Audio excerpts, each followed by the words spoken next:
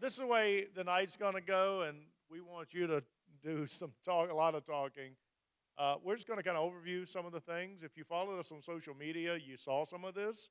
Some of it you might see again, but we're just going to kind of talk through things. So I'm going to bring Jeremiah up because the first thing we're going to talk about is Vacation Bible School. And the way this is going to go, if you get something to say, this is just popcorn because we're going to kind of overview what happened, and then we'll have some testimonies um, after the fact. Come on up, Jeremiah. We'll give you the mic. These are the two pictures. We actually had 2 weeks, and it took two pictures to kind of cover everybody that went. So this is the picture they took week one, and that's in the center of town, Seguatepec. And then this is the picture of the group there at week two. So, uh, Jeremiah, here you go. Let's talk about Vacation Bible School, and I'm going to put some slides. Okay, I have not seen these slides yet. So, um, yeah, I will. I have been in children's ministries for about 13 years now, and I tell you what, I don't really get nervous when I plan events, and I've actually never left the country, never even been on an airplane.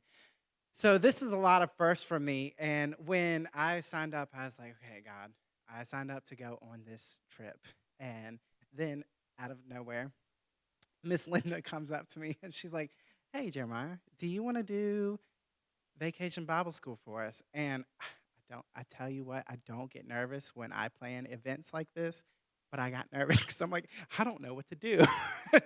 um, what do they have? Those kinds of things, the facilities and everything. But, it was a very humbling experience. I tell you that when they say that they don't really have access to a lot of stuff that we have access to, it is true. I can't go to Walmart and pick up 300 brown paper bags over there. This is the actual church that we were doing vacation Bible school at. And the first night, I believe we had 177, was it about? 177 kids there. And I tell you what, that's a lot of kids. It is a lot, and it was just super exciting. One of the lessons that we taught on were about how God made me, and it was things like God made me strong, God made me bold and courageous, and you it was just having those teachers up there teaching, because our jobs as missionaries is not just to go out and do everything. It is our job to go out and equip this church and equip these people to, because we're going to leave. At the end of 2 weeks, we're out of there.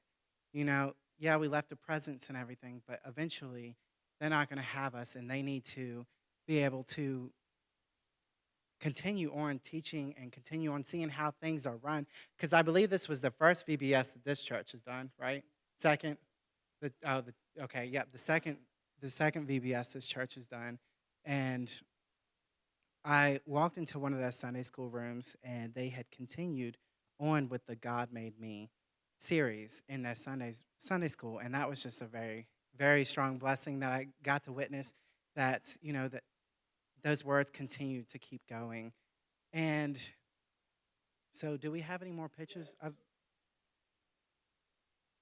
Yeah, so here, this is when they were, it looks like okay, this is the last day when they were coloring the woman at the well. They were doing the crafts right now. And I tell you what, the markers are a big thing there. They like to call it painting. They don't call it coloring, but we call it coloring. And I, I was like teaching someone, I was like, no, we actually use the word coloring, not painting.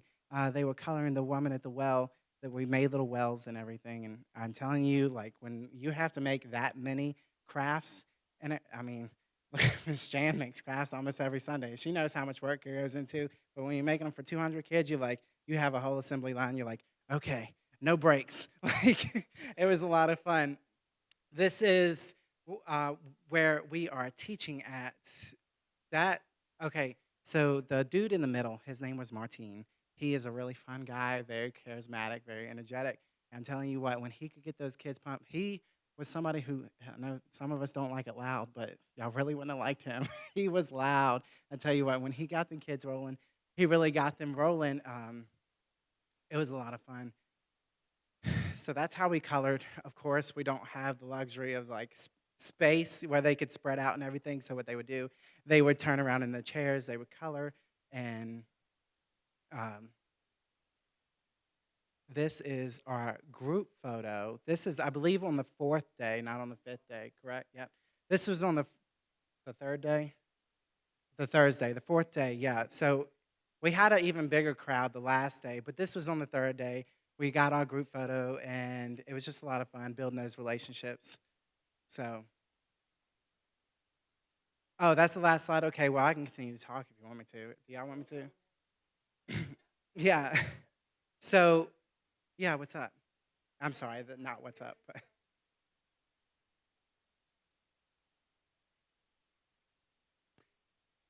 oh, yeah. So, it was me, Gabriella. She was one of our main helpers. And then there was Gabby. I don't see Gabby here tonight. And then there was, oh my gosh, I forgot her name. Ashley, thank you. Sorry. There was Ashley. And we got up and we would dance with them. So we would do songs and everything. And I was just like, okay. So I stayed up all night. And I would just like write them down in my book. I mean, you can ask Corbin. He was sitting there watching me. I had my headphones in and I was just like scribbling the songs down. It was a lot of fun singing and dancing with them, um, just interacting with them, seeing the teachers interact with them and seeing different things that they do and seeing the same, making those comparisons of what we do and what they do. Because they sing a lot of the same songs that we sing too. I mean, they sing a lot about kitchenware. I'm just saying, don't know why, but they sing about kitchenware a lot. And I was like, okay, that's cool, like spoons and plates. But I mean, that was a lot of fun. And but they would sing songs like "The Lord's Army" and those kinds of songs that we all know, Father Abraham. But it was a lot of fun. And then I know we also did a women's event, but we could talk about that later. Okay, we'll talk about that later. Yeah, sorry, like I said, I don't know nothing about this, but uh, vacation. Let's see. I am going back next year. We already got it in motions and everything. So if y'all want to donate, yeah, I am. We already a group of us are already getting together. We're already making plans and everything. We the kids loved to play the card games, especially Uno, because Uno is a very easy game for us to speak and for them to speak. So of course, if you can count the Spanish and uno dos tres, and then your four colors like your yellow, amarillo, and stuff like that.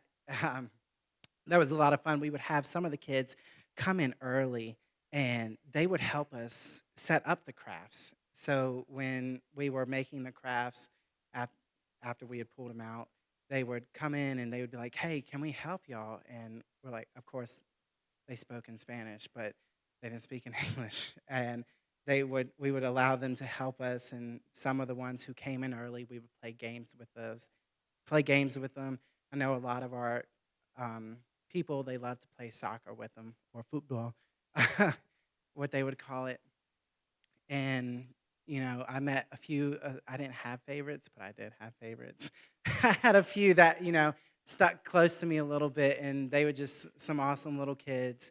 Riding bikes with them, talking to them on a very basic level, because of course I'm not fluent, but it was fun connecting with these kids and just being able, even though we couldn't speak their language fully and they didn't know our language, it was still a fun connection, showing uh, God's love to them and just being able to share God's love with them and helping them out. Yeah, Linda, if you want to, yeah, go for it. Brag on you. How about No, that? you don't have to do that.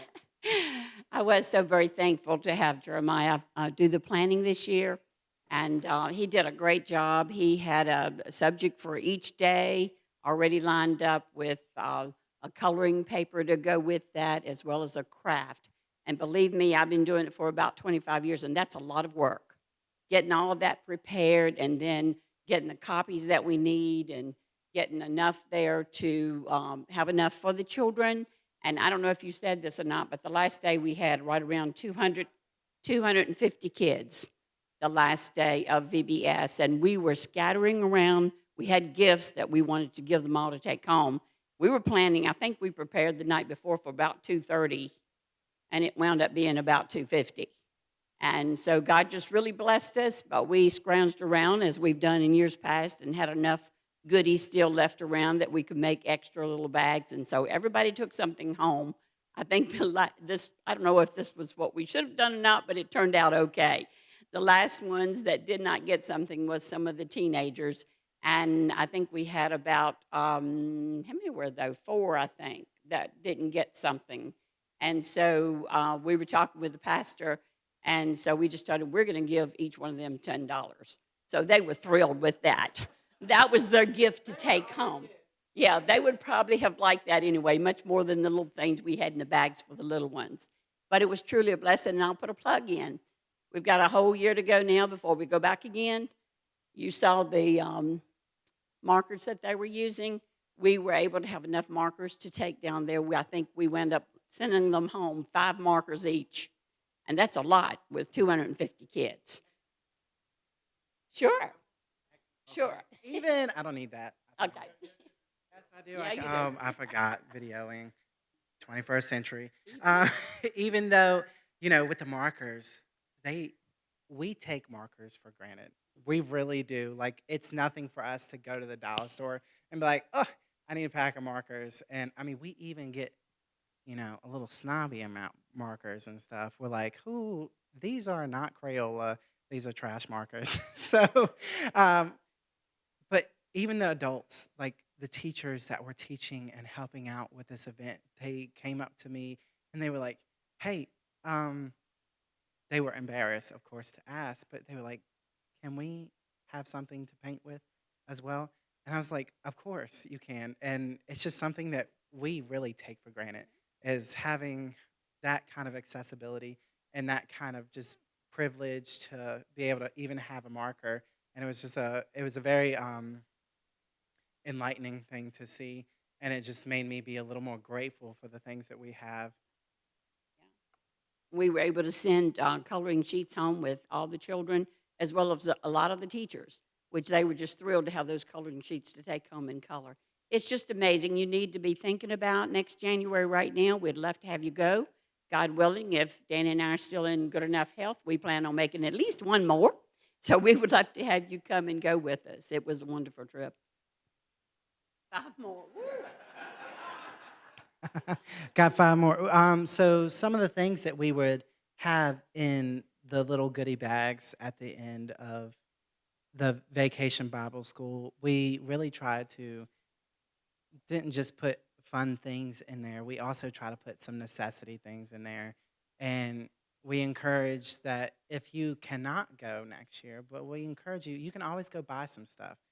Um, yeah, we started collecting them. Like my friend Ashley over there, she had went to the dollar store and she had found a bunch of little Uno cards, the miniature ones, which is what we were looking for. And that was a big money saver because Uno cards are $8 on the internet for the miniature ones, but dollar store got them. So that was good. I went and picked some up. She went and picked some up. We encourage y'all to buy some things like, some brushes or little girl things, little boy things. We like to put little stuffed animals in there. Um, Candy, of course. What kids don't love candy? Not chocolate because, chocolate melts. And so we do encourage y'all to help us out in that way if you cannot make it on this trip because let me tell you, every little bit that we give them, they are extremely grateful for. And like I said, this was my first trip. But on the last day, when we were all in like this big meeting and everything, kind of like our goodbye thing, hearing some of them talk when COVID hit and genuinely they missed them. They missed us and they just wanted our presence there. And, I could see how much we actually do affect things and do cause, to help them out, and how much they want us to be there with them. And it was a great time fellowshipping with them, getting to learn. The teachers were a lot of fun. And so the mothers, one of the funny things that I have picked up on there when I was there, we are, I would say, more gentle with our kids. It cracked me up because when they were handing out snacks at the end, um, we had some of the mothers that provided snacks, and they would come and they would give them out, and that's how they would like exit the building. Well, here, I know, like I said, I've been working here for a while in children's ministries. We would be like, okay, here you go, here's a snack. Make sure they have it in their hands and they all secured. And they're like, okay, bye, have a great day. Well, there, some of our people were making fun of me on the last day when I was handing out bags because, I just picked up on the culture and I was like, okay, let's do this. I got this. They would literally, no joke, they would hand these kids the snacks. They'd be like, passe, passe. Like, I mean, just like an assembly line. They were out the door, like shoving stuff in their bags and sending them out there. Like, they didn't buy it, like, get out of here. Like, they tell them to go home and everything. And I thought it was funny. Um, I did. And I'm just like, okay, bye. It was great seeing y'all. Like, just, that was a funny connection to have with them. And, um, cracks me up. Sorry. But I don't think, I think I can give it back to you. Unless anybody have any questions about Vacation Bible School?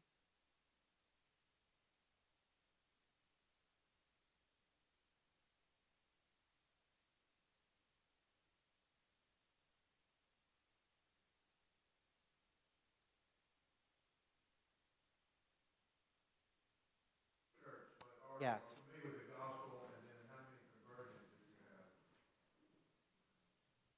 Sure. So they've had COVID over there, and when they had COVID, they couldn't even go out of the house.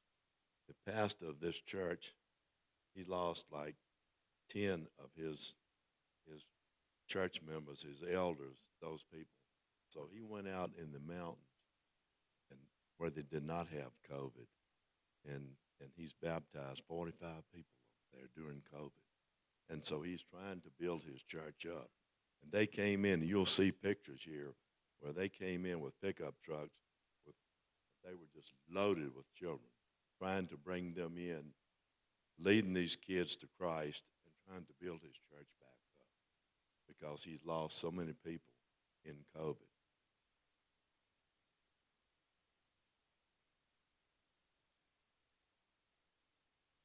We had the best teachers in the world. We absolutely did. But we spoke to them as a group. But and this pastor, he takes the women in the church and the guys, and they go back out and minister to these kids. And that's what he's trying to do. But all of these kids are not Christians. They weren't led to Christ, but it's a good start.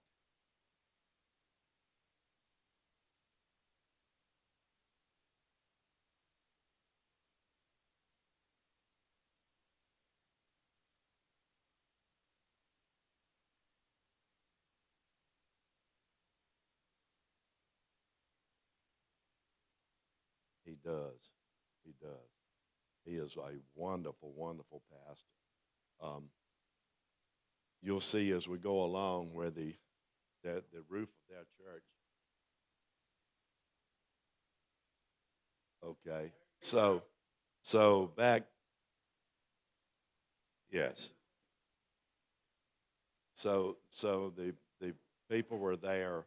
The people were there, and the roof was caving in on them. The termites had eaten the roof up, and when they'd have a service, it would actually rain on them, and they still had services. That's how much they want to serve the Lord. They are such awesome people, and thank goodness Liberty Baptist Church gave us $25,000 towards putting this roof on here, and there is the new roof of the church.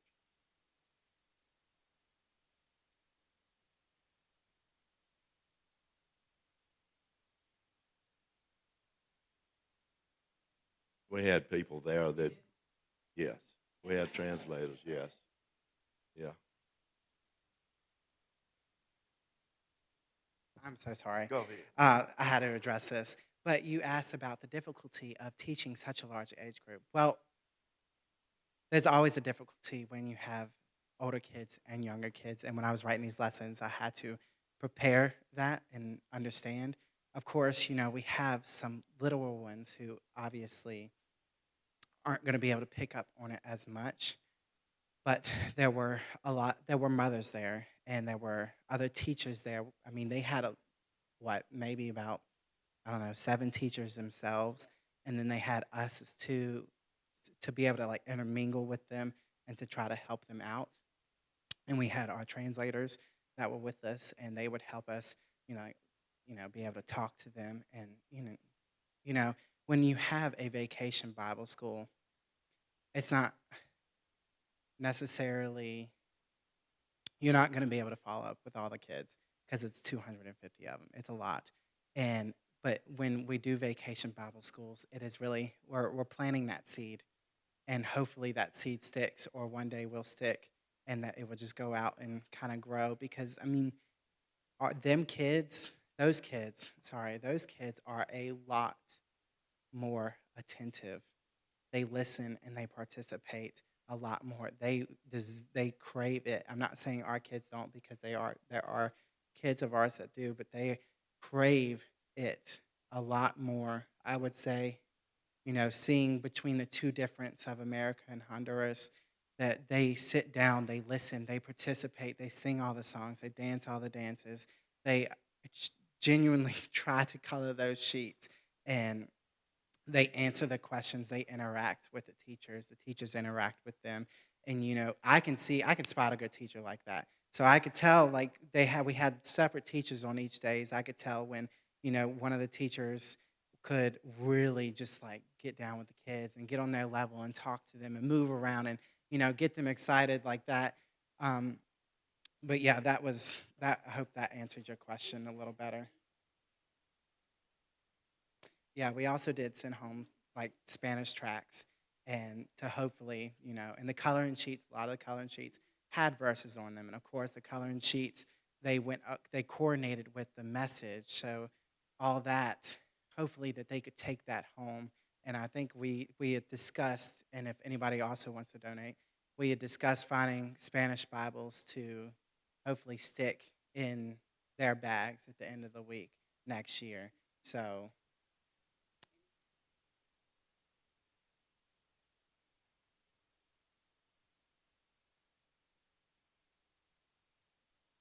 were there any more questions about VBS? Because I'm about to turn it over. Okay, Danny, take it away.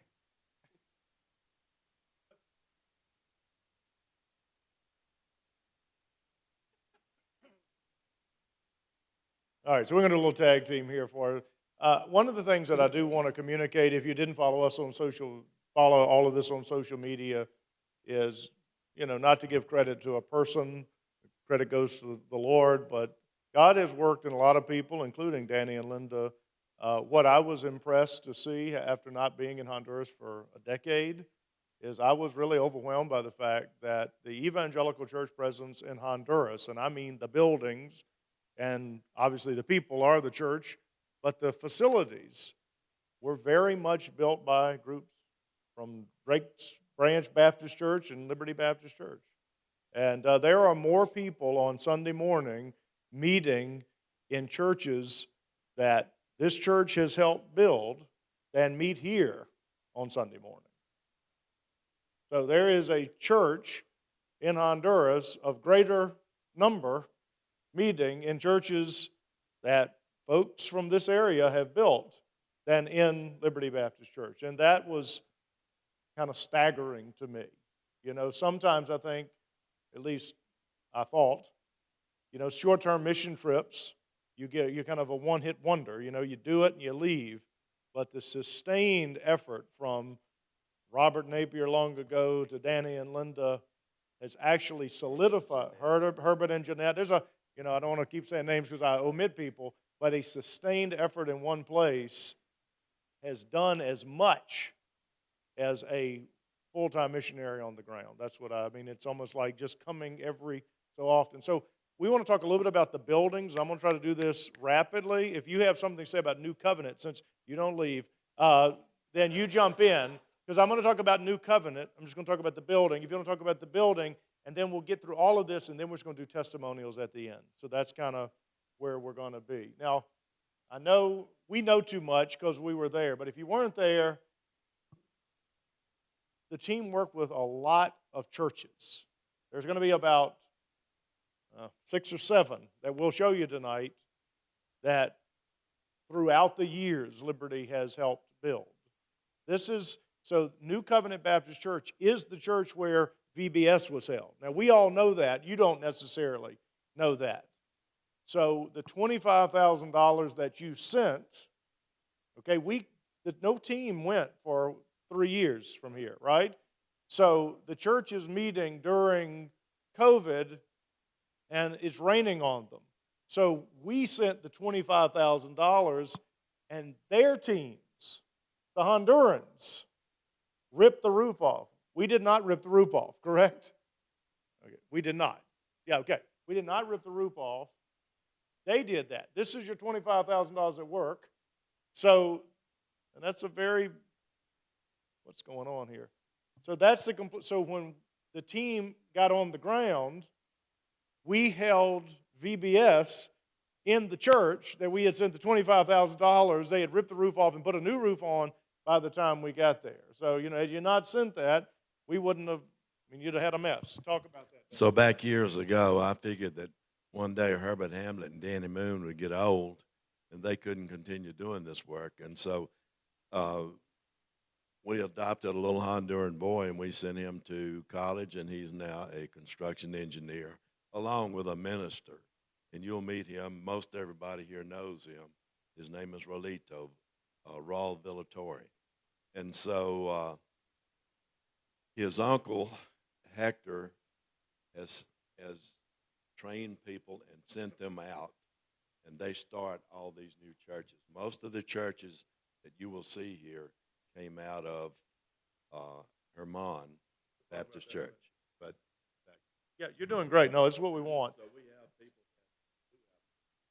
for us when we're not there. Yeah, right. So the work continues by people primarily. No, yeah, you're not going anywhere, do we? This is the pastor of New Covenant Baptist Church, and you can see the building changes because part of what this group did was a lot of painting, which, God bless you. They came in, flattered.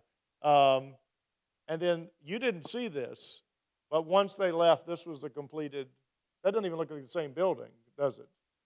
And those doors are quite impressive, and Raulito was the one who designed the doors.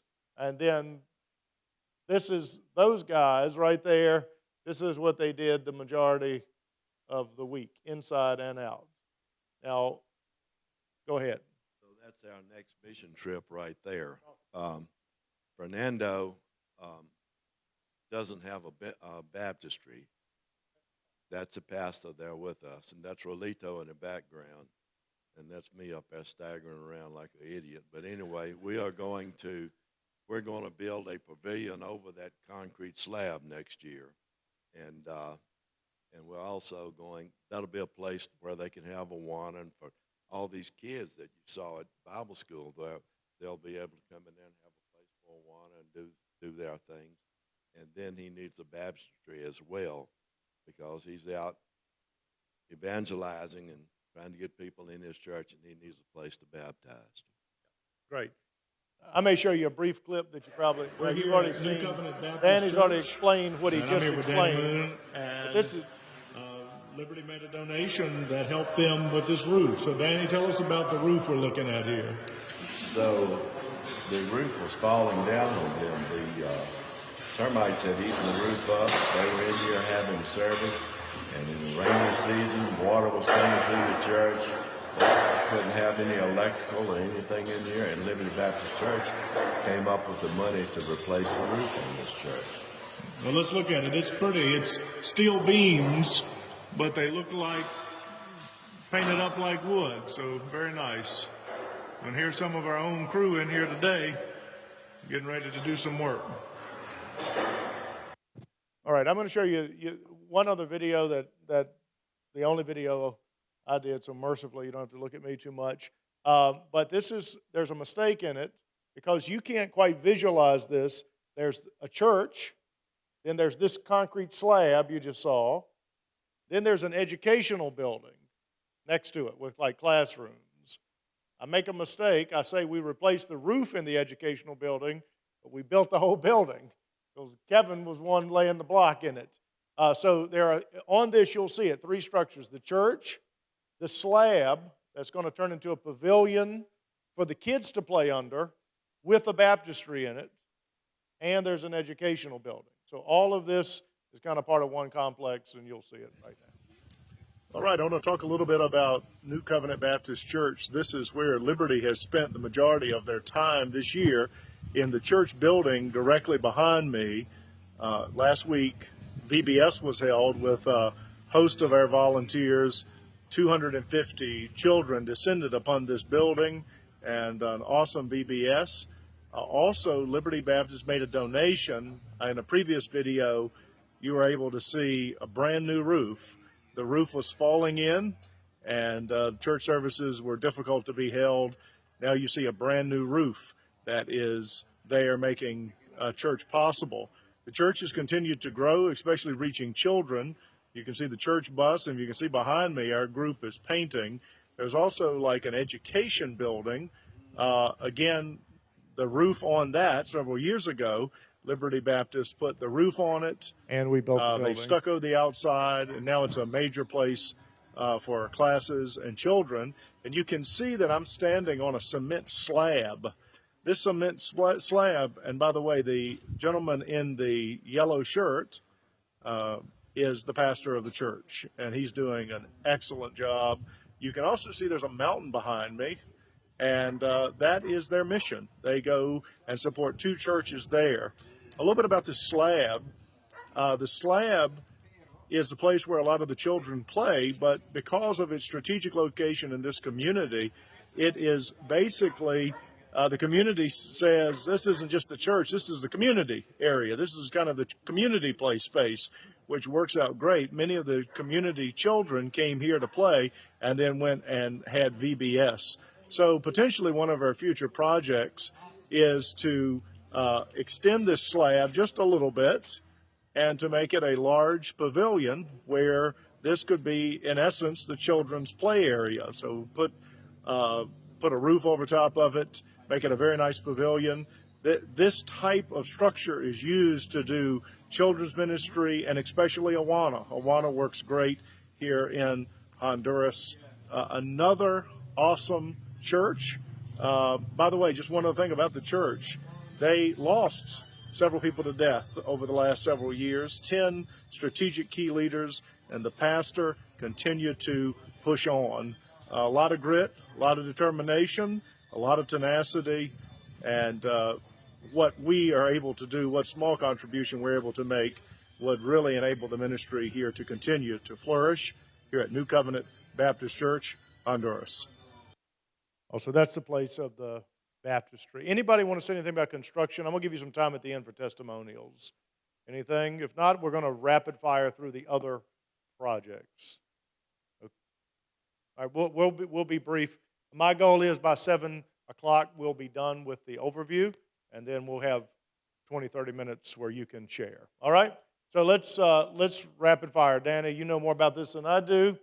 All right. So this is kind of the mother church, correct? Herman Baptist? Linda would probably be better to talk about this. Well, come on up, Linda. Oh, she doesn't want to talk. Okay. Anyway, Herman. This is Hector's church. Hector Okay. Hector Villatory.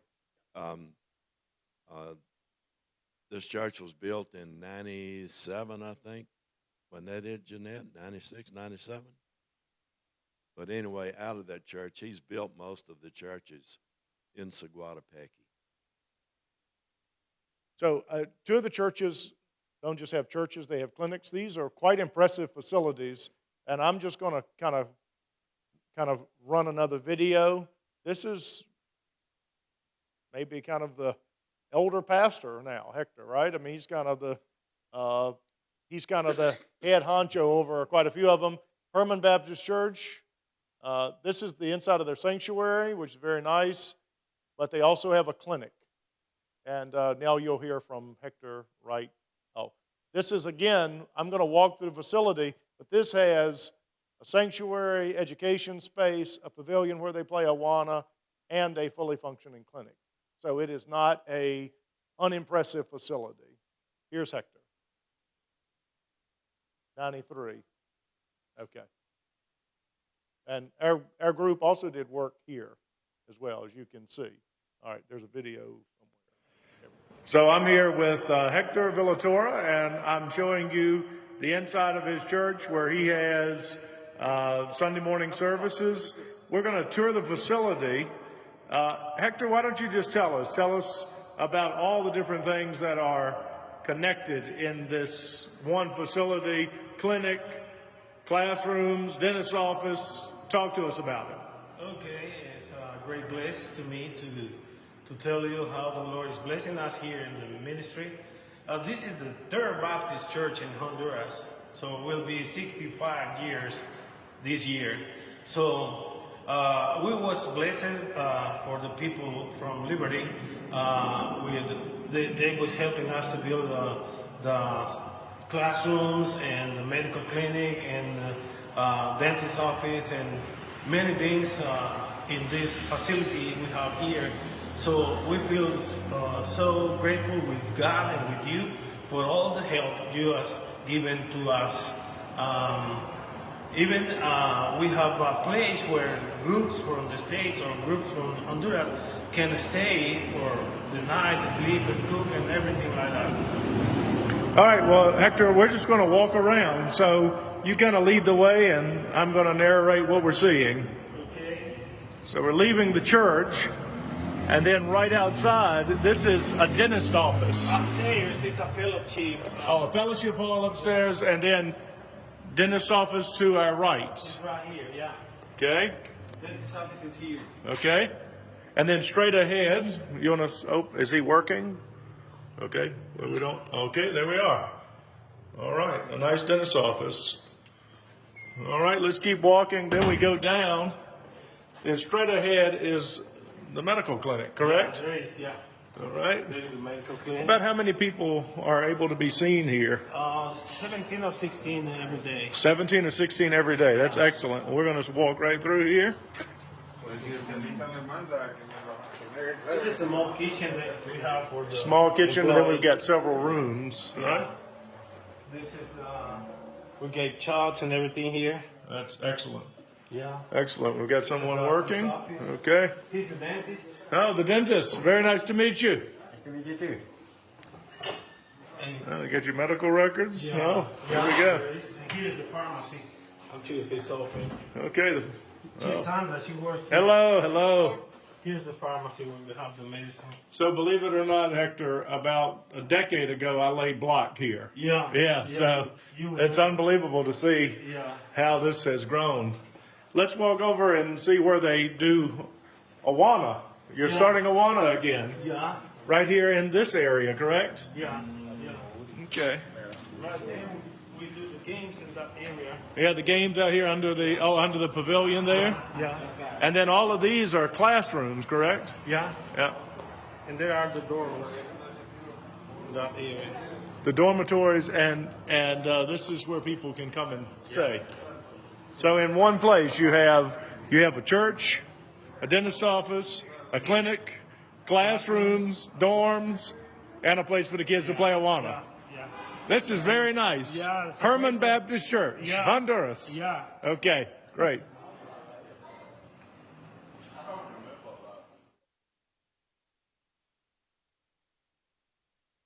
Bethany Place Baptist is another major church, also with a clinic. And so we do have a video with Raul here, but maybe just talk about building those buildings, and then I'll show you a picture of the clinic. Just talk about that. So in 2000, we built the church, which is there on the left. We went back and built classrooms there, and this is the inside of the church. And then this is a clinic that we worked on for 3 years and built that. So it's the largest clinic in Seguatepec. 3 floors. 36 feet what? Sir? It is. Well, it's not equipped. Well, it is. It's equipped really well.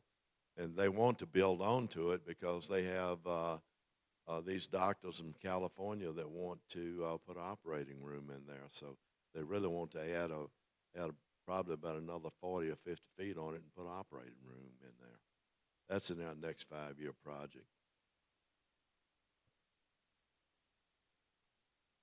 Yeah, Sunday school classes. Yeah, like Sunday school classes. It's not a school. The dorms are for people who come and stay that are going to work in the clinic. Yeah. So they have mission groups that come in. Every week there's a different mission group coming in there, bringing doctors and people to do mission work. How do they feed them? With food. We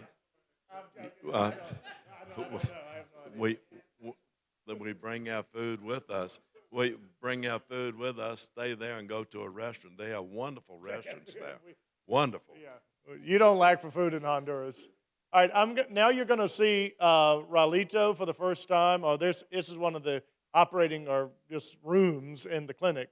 But now this is Ralito. Hello, we are here at Bethania Baptist Church, or Bethany Baptist Church.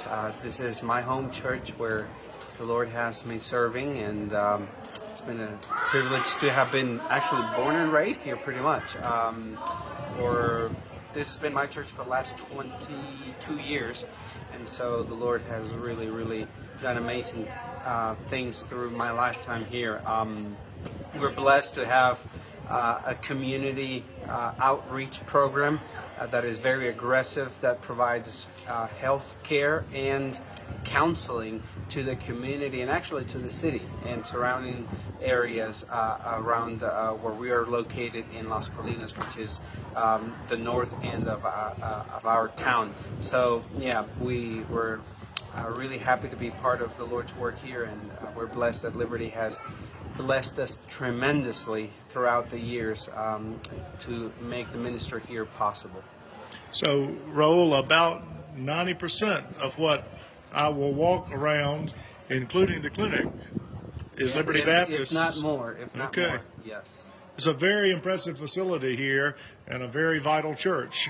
I think the clinic and the counseling on top of having services here is exactly the right thing to do for the mission here. Indeed. Yes, the clinic and the counseling really empower us a lot to reach out, believers and unbelievers, of course, in many ways. So, but primarily through free or low-cost medical care.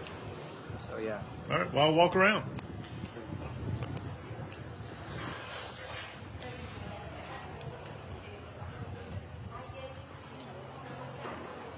So here are classrooms, and there is a women's event happening. Not only do they get And then we go down. I think you'll be medical advice and get work done, but they also get track, and they get led to the Lord right there. It's an awesome ministry. Awesome ministry. Liberty Baptist Church was able to fund and build. Look at this beautiful clinic, Clinic Bethania. Again, meeting people's needs here in this area every day.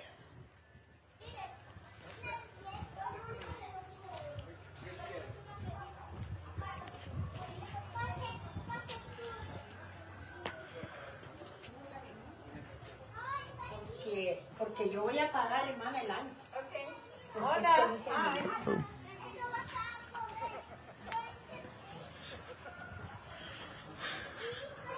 I'm concerned I'm going to walk in almost like a surgery. There it is from the back end, you can see. All right, so those are two very significant facilities. I'm going to kind of quickly go through these. Honduran Baptist Church. This is a church that's in a pretty rural, poor section of town. This is the church with the view, though. You can see it here. And again, all of this we built. If you want to watch the videos, I'm going to click through some of these. We do have videos, but they are on our Facebook page. Go ahead. We are here We've at also done Horeb- Bible schools at every church we've built over there. We do one every year for the kids around. Great. All right, there's Horeb Baptist. We're going to skip that. Emmanuel Baptist, in my opinion, the most beautiful church that you've built in Honduras. You can't quite see it perfectly here, but that's one end of it, and then up, and I wonder if I don't have another. Oh, and then this is the other side of it. It was hard from where I was standing, but again, a very beautiful, beautiful, vibrant church, Emmanuel Baptist, and we'll skip this video because I want to, at 7 o'clock. Help from On High Baptist Church, you know, like Danny said, VBS, this church was also built, and then it has an education building along with it. In that,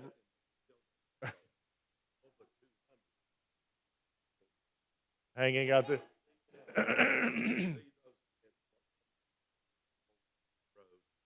those kids come down a little old dirt road, and I'm sure everybody that went with us, you will attest, you had tears in your eyes.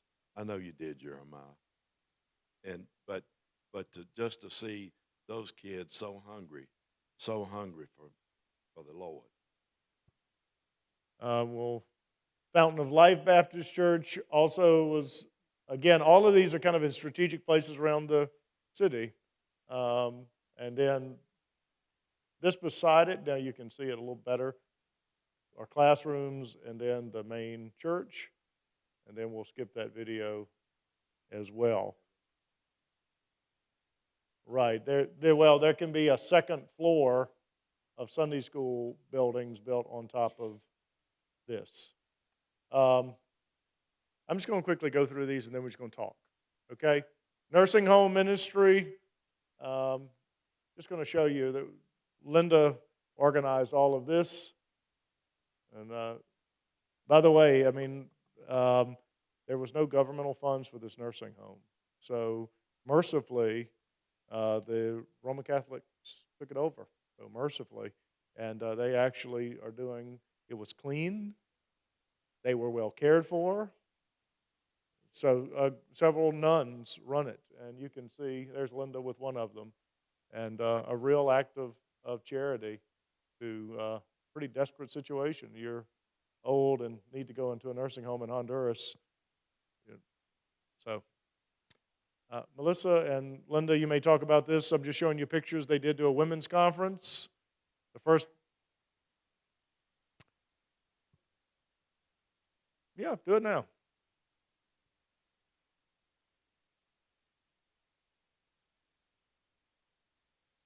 Well, when we got there, Linda said, I'm ready for you to be here because we've got an event coming the day after you get here. And Jeremiah and what is that, Ashley? Yes. Well, Ashley had left, but then, yes, Gabby was helping us with the playing the piano. She had been working really hard on some songs, and then Jeremiah was learning how to sing in Spanish, even though he wasn't a Spanish speaker. And so, but Gabby, yes, the other Gabby as well, Gabriella.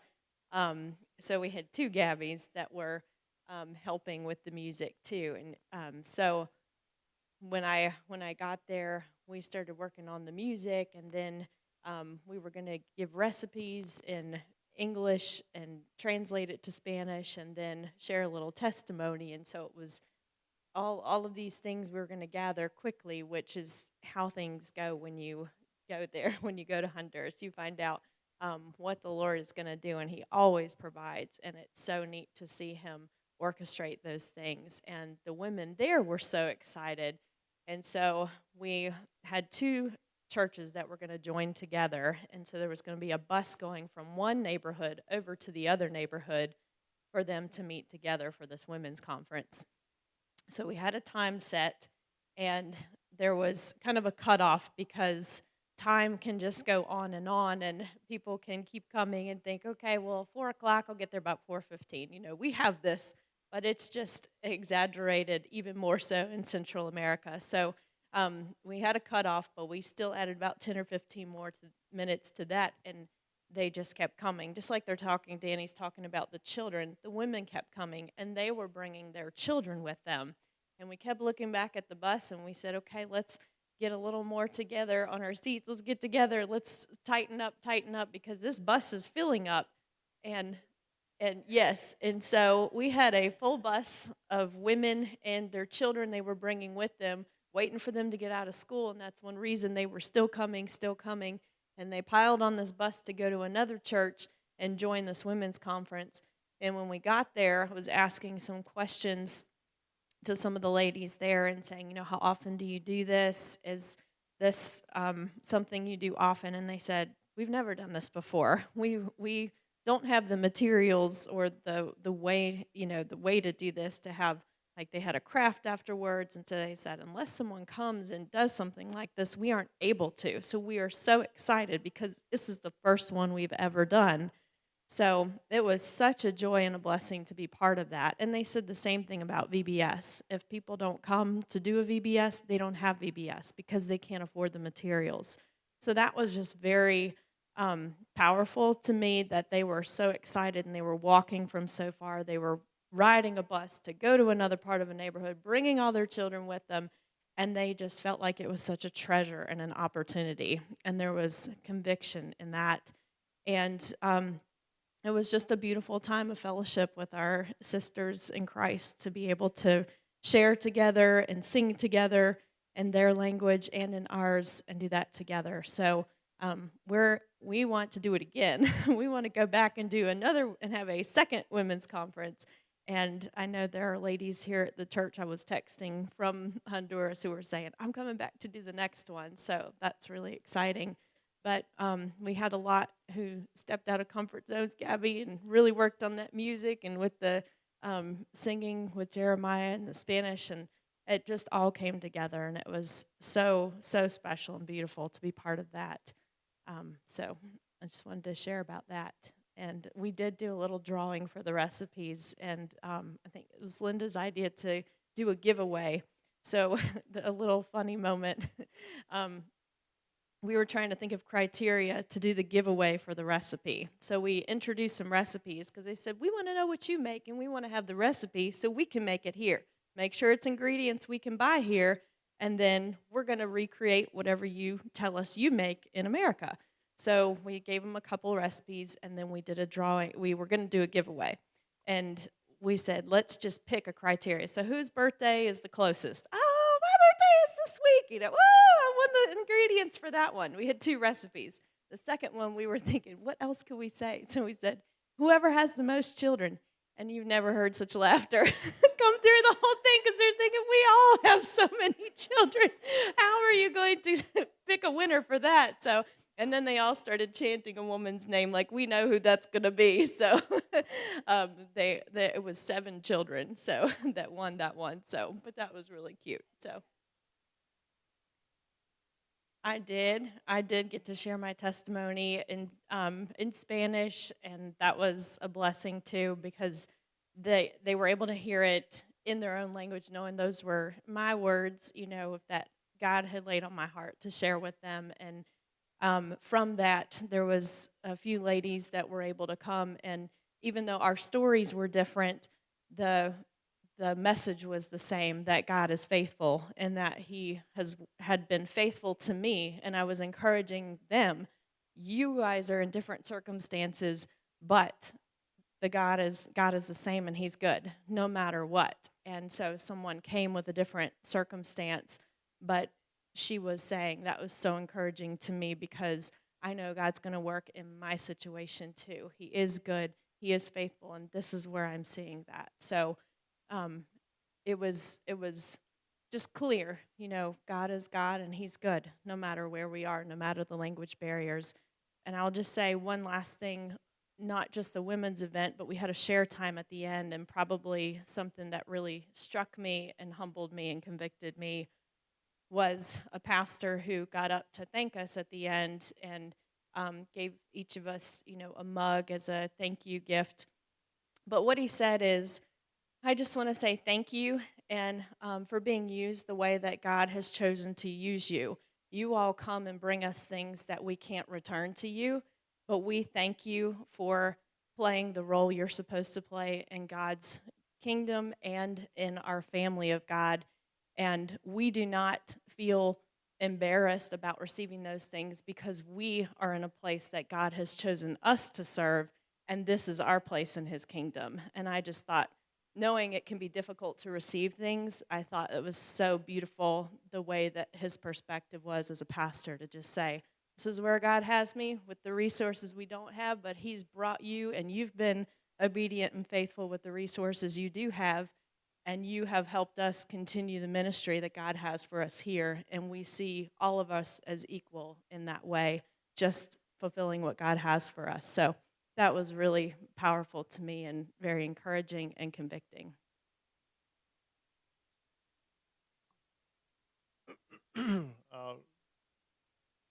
I'll be very brief. We did not build the seminary, but the Ralito that Danny trained did in many ways. So there is a seminary there. This building, very beautiful. You can go online and watch more videos of this, but Ralito was very much responsible. I listened in on some of the classes, and they were teaching them Greek and Hebrew. So they were, I was like, interestingly enough, I didn't know Spanish, but I could read the Greek, so. And there's Relito talking about it. Also, this is a school, a little bit of a story here, but I'll be brief. The United States of America built this school in Honduras, and then it fell into disrepair. And actually, one of our teams fixed the roof, and that encouraged the government of Honduras to fix the rest of the school. And so Hector, remember Hector? His wife teaches at the school. So it's kind of a connection all the way around. And then everybody, this is just for you. People say, where did you stay? What did you eat? I didn't put the food up because I didn't want to taunt in front of you. But this is the view. It's not too bad, right? You can survive it. I took it when we landed on the plane. Like when the plane landed, I stepped outside the airport with my cell phone. That's the picture I took. So that's not bad. How you say this, Linda? Grand Ha. That does not look like Grand Ha to me, but whatever.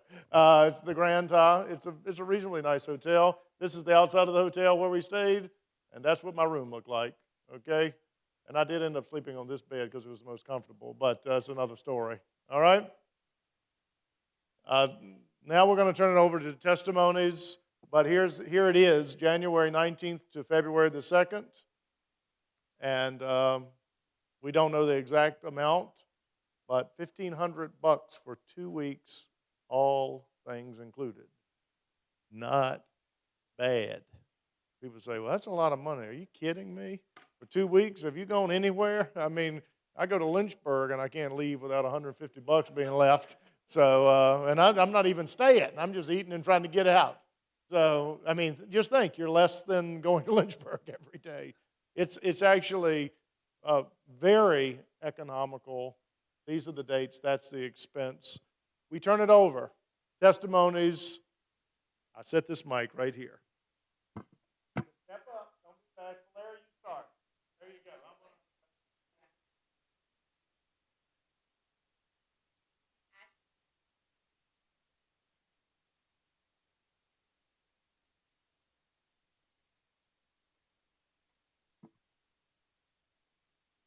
It's on? Okay. Can you hear me? Okay.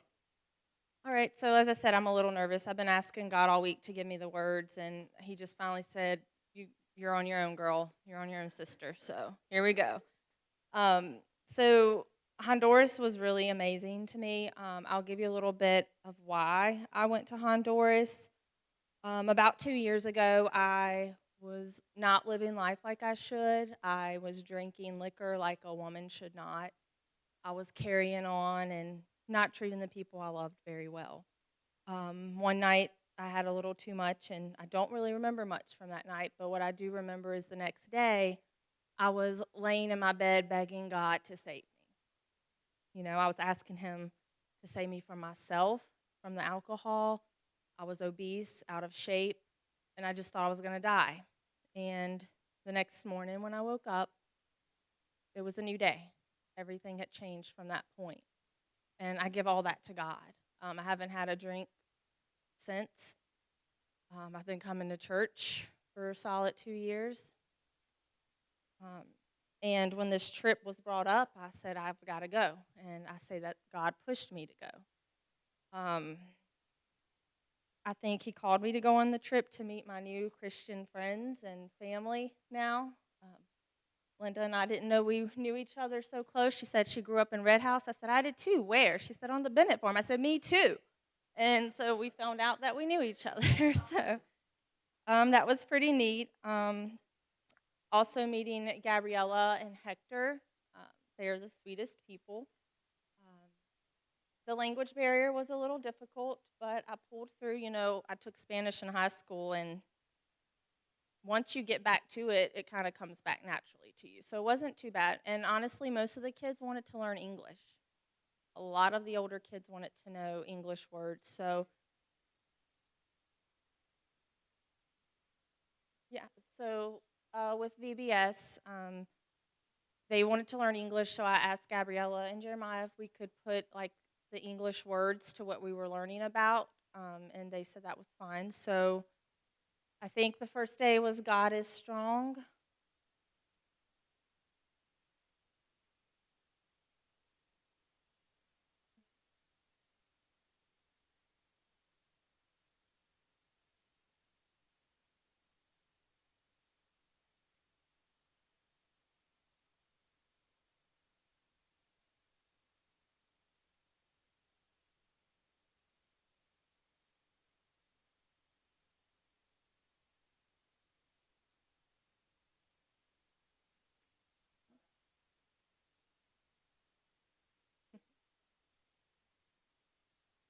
Yeah, so that was fun being able to teach them, not only the word, but also English words. Um, when I got there, it was, definitely another country, something I had never seen before. I hadn't been anywhere really out of North Carolina, maybe. That's probably the furthest I've been. But I was very shocked. Everything was new to me. I fell in love with 3 little siblings. I was told not to fall in love with the kids, but that was really hard for me. And they are on my wall at my home now. So I think all of them were really humble. They were just excited to see a different person. They didn't care about anything that you had. They were just excited to see a gringa with blanca hair. So they were super excited, and I think halfway through the week, finally, my name was Ashali.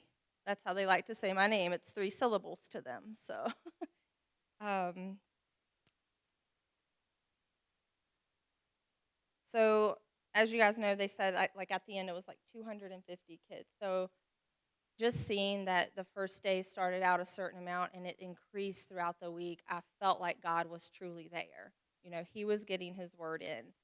The humbleness really stuck with me. And in James chapter 4, verse 6 through 8, he talks about giving your grace generously and how God opposes, He gives you the grace and He wants you to stay humble and humble yourselves before God. And if you come close to God, He'll come close to you.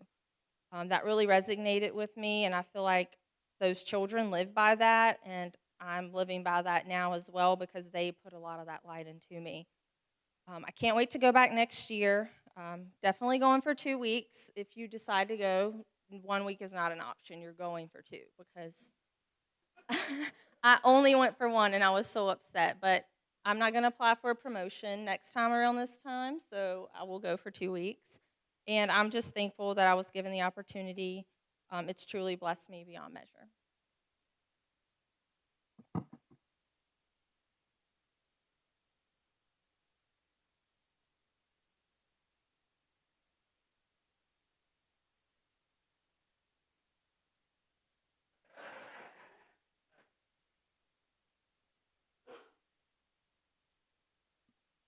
I know everybody's probably tired of hearing me come up here year after year, so I wanted some of the new folks. Okay, there it is. I just want to publicly say thank you to Danny and Linda. Just thank y'all. They don't want you to say that.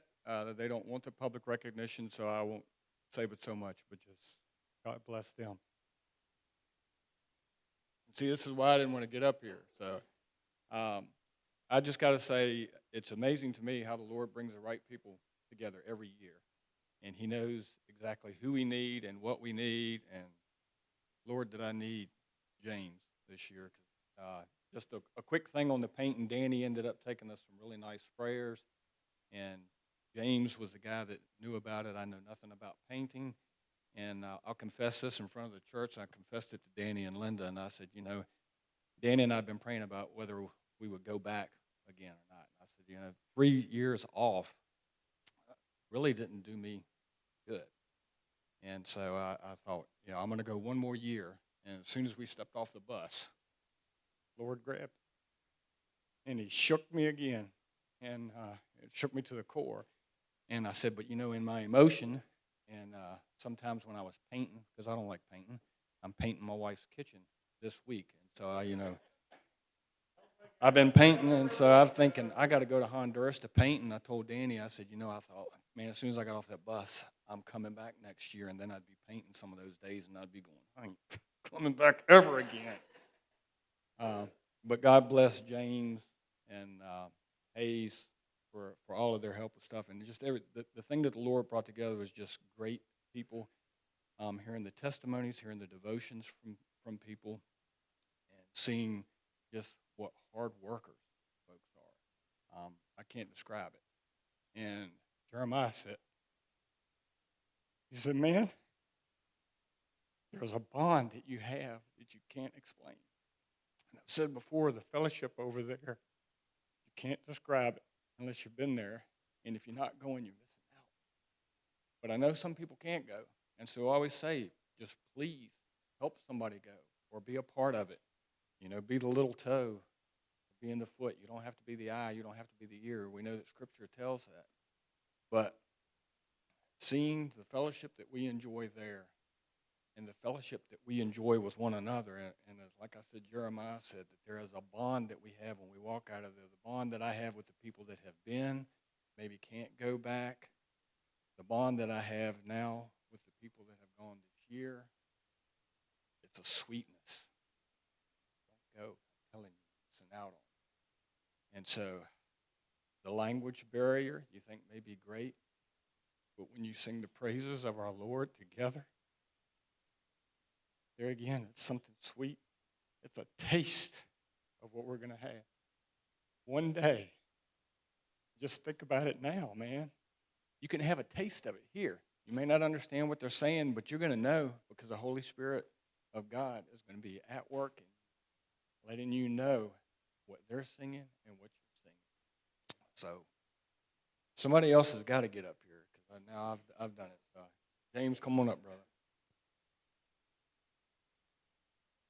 All right. Well, if you know Larry, you know it doesn't take much to get him crying. So we love him. I will say this as a first time going to Honduras, and Angie and Corbin went as well, and it was that was a huge blessing to me as a husband and a father to have them go along and to see what God did in their hearts, because there was a part of me that kind of pushed them at first, because I felt the call to go, and I said to them, I'm not going by myself this time, because I've gone on some trips and I've done it by myself, and I said, we're going as a family this time, and God bless that. But being the first time going, this VBS, I was doing construction work there. And to go and watch this VBS, so I'm a different set of eyes than the people that were involved in it. You don't understand the way God touches the hearts of those children, their parents, the people that bring them there, whether they're relatives or not. These kids are coming in, we're talking steak body trucks and it's just packed with kids. They're hanging on the rails, and they cannot wait to get there. And the lessons they learned from these people, those kids walk out of there, those little pieces of paper and the markers, they're clutching them for dear life. Those things are treasured by those kids. A simple little black and white piece of paper that they can color on. And that's like solid gold to them. They treasure that thing. So just think about that to bring that into perspective, because it's something that us and even our children around here would probably throw out within a couple of hours.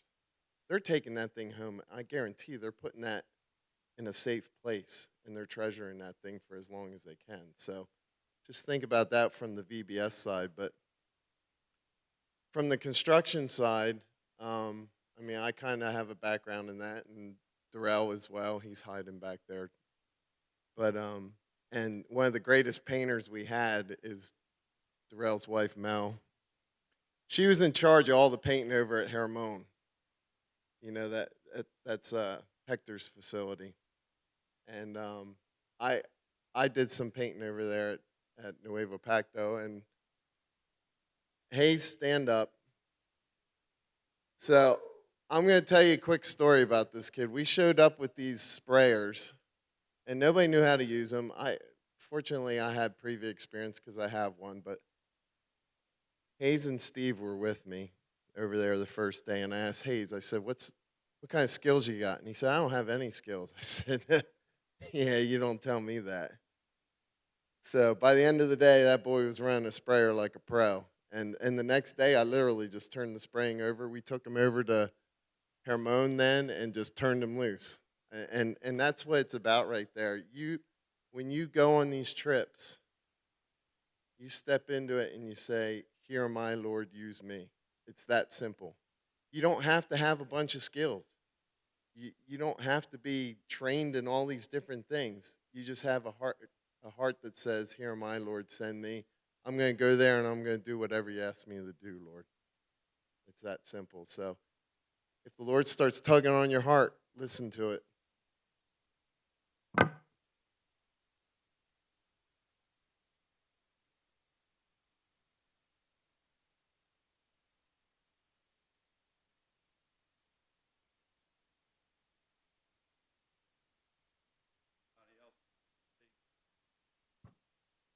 I know everybody wants to get out of here, but you know, one day I was sitting back there on one of the back pews, and God spoke to me, and I got up and came down here. I think Frank Crawford was here then, and I leaned right down there, and I told God, I said, look, I don't know what you're telling me to do. I don't know where this feeling is coming from, but if you'll just show me what you want me to do, I'll do it. Well, it took experiencing God and a lot of other things to finally get me off my rump and go the first time. Come here, baby. Come here. So I came home and I told her, I said, look, I'm feeling led to go to Honduras. And she said, when are we going? And so I just thank God for a godly wife like her, because, you know, she's been basically leading these trips these years, because she does all the plane fare, she does everything. By the way, if you go on a mission trip with Thomas Road or somebody, you're gonna pay between $2,000 and $3,000 for a week. So our trips, thanks to Linda Moon, are very, very economical. So if anybody wants to go with us next year. And by the way, when we were both going back this time, we said, well, this is going to be our last time. We're going to do one more trip. I, like Larry, when I stepped off of that bus, I got 5 more years of mission trips to do. So I'll be like, you know, Robert Napier died when he was 80. And so I think I'll make it to 82, hopefully. So thank you guys for supporting us. Father God, we come to you again tonight just praising your holy name. And I just thank you so much that you give us the opportunity to follow you in your work. You said for us to go therefore and spread your gospel, Father. So I just thank you. I thank you for the Hondurans that we have met, Father, that are doing that. And so I just pray, Father, that you'll give us the resources and the funds and the energy and the people to help them do that there. And so all these things, I ask this in your precious and holy name. Amen.